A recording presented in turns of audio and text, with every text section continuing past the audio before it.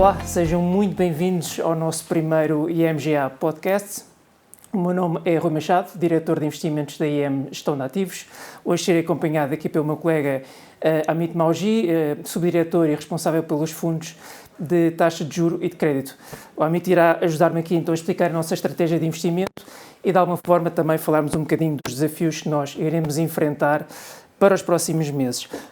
Começando se calhar aqui por uma resenha deste primeiro semestre, eu diria que se calhar muitos dos investidores concordarão connosco que será um período que deixará muito poucas saudades. Se nós antecipávamos já um ano muito desafiante, a coisa ficou bastante mais complicada com a invasão da Ucrânia em final de fevereiro. Essa invasão disputou um bocadinho um acréscimo, uma escalada do preço das matérias-primas e com isso também arrastou depois, posteriormente, uma nova tomada de políticas mais restritivas por parte dos bancos centrais como forma de conter a inflação. Essas políticas, posteriormente, também foram mais restritivas, notou-se particularmente nos mercados de dívida pública, portanto, foram arrastados por esse aumento de taxas de juros e, portanto, preços que recuaram, e foi particularmente visível, como eu dizia, no mercado de dívida pública, no caso da Europa, em que os mercados caíram mais de 12%.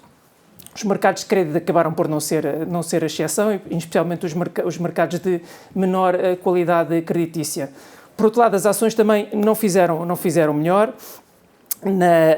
O aumento significativo das taxas levou a que alguns investidores equacionassem a possibilidade de uma recessão ainda este ano e, portanto, com isso diminuíram o seu apetite por risco e arrastaram os principais índices acionistas para desvalorizações muito significativas. A generalidade dos índices acionistas, dizia eu, a recuarem mais de 13% neste primeiro semestre. Se calhar o caso mais notório foi nos Estados Unidos, com o índice S&P a corrigir mais de 20%.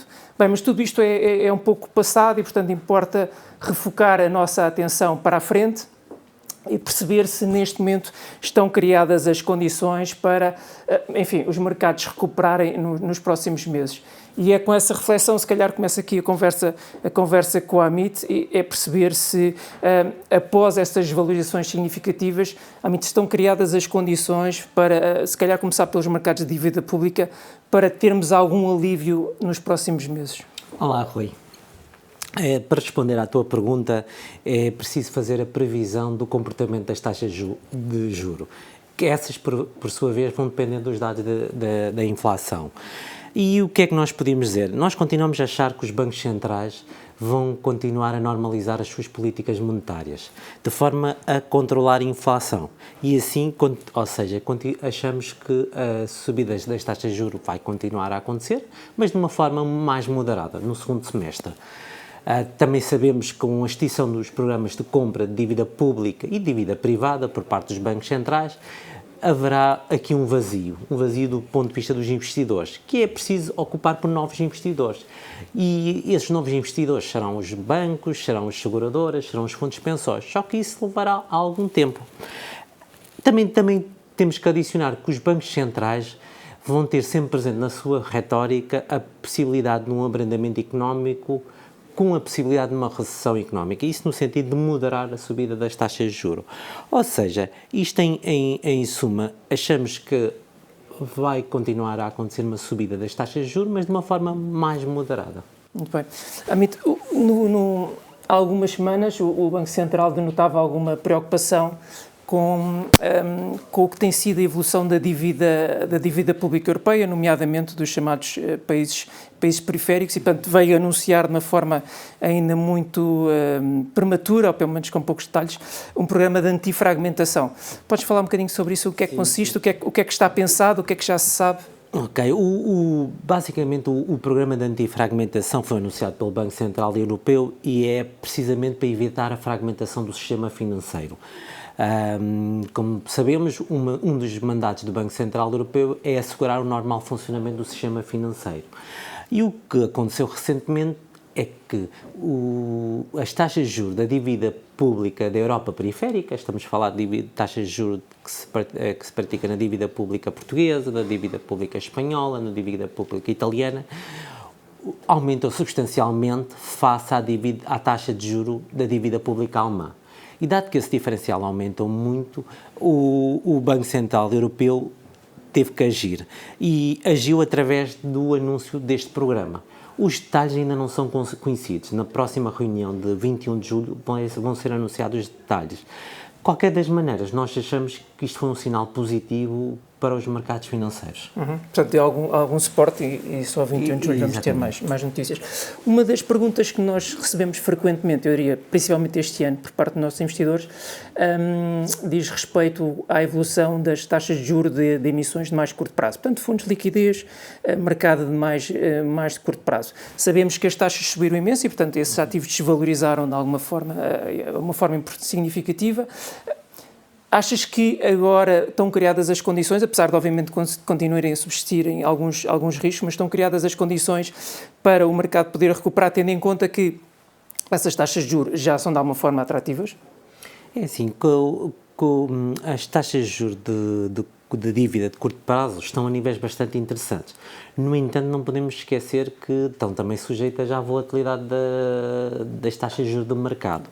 No entanto, considerando o rendimento que está incorporado neste tipo de instrumentos de curto prazo, achamos muito adequado para um perfil de investidor de curto prazo. Ou seja, respondendo objetivamente à tua pergunta, acreditamos que os mercados de dívida pública e privada de curto prazo poderão ter uma recuperação até ao final do ano. Ok. E em relação aos mercados de crédito, que ainda não falámos, o alargamento de spreads foi significativo no primeiro semestre, eu diria, em especial no mês de junho, portanto, mesmo no final do semestre, mas ainda assim, a níveis históricos, estão relativamente baixos. Ou seja, não apresentam um valor muito desviado da média histórica. Achas que essa tendência continuará, a tendência no sentido de alargamento, ou poderá haver agora aqui uma maior estabilização? É assim, os spreads de crédito das empresas devem refletir a saúde financeira, ou seja, devem refletir as suas condições financeiras, os níveis de endividamento, e o que acontece é que com esta situação temos que elas estão sob alguma pressão em termos de margens operacionais, ou seja, estamos a verificar que há uma pressão salarial, há pressão nas matérias-primas, temos a parte da inflação e obviamente isto pressiona um pouco a saúde financeira das empresas e por isso achamos que esta deterioração vai continuar a acontecer. No entanto, o que nós achamos é que também existem empresas que conseguem passar esses custos para o produto final e dessa forma assegurar a sua saúde financeira. Ou seja, em suma, temos que existe uma pressão nos custos, há empresas que conseguem passar essa pressão para o produto final, mas há empresas que não conseguem passar. E, obviamente, a seleção assume aqui um papel importante, a seleção dos emitentes. Juntamente com isso, também temos a pressão técnica, que é as empresas vão continuar a emitir, ou seja, há uma pressão técnica nesse sentido. Ou seja, em resumo, o que nós achamos é que poderá acontecer aqui um alargamento dos spreads, mas, no entanto, a seleção poderá fazer a diferença. Em suma, e já um bocadinho em jeito de conclusão, fala-nos um bocadinho da nossa estratégia de investimento para os nossos fundos de obrigações e o que é que, na prática, tu perspectivas que possa vir a acontecer nos próximos meses? Assim, a nossa estratégia de investimento tem um perfil conservador no sentido de que achamos que os instrumentos de dívida privada e pública de curto prazo apresentam valor. O perfil de risco-retorno é bastante interessante, o rendimento está incorporado nesses instrumentos face à perspectiva de subida de taxas de juros. Ou seja, como achamos que não queremos tomar a duração, ou seja, não queremos estar expostos ao risco de taxa de juros através de maturidades mais longas, achamos que este segmento apresenta bastante valor e é onde nós estamos expostos nesta fase. É uma das nossas estratégias principais. Obviamente, a seleção dos emitentes do ponto de vista de risco de crédito tem que ser bastante conservadora, de forma a evitar surpresas negativas. Muito bem. Obrigado, Amit, muito obrigado. Obrigado. Resta-nos também agradecer a todos os que nos acompanharam e, se estiverem interessados em conhecer mais, subscrevam e acompanhem-nos nas nossas redes sociais em @IMGA Gestão de Ativos. Até breve.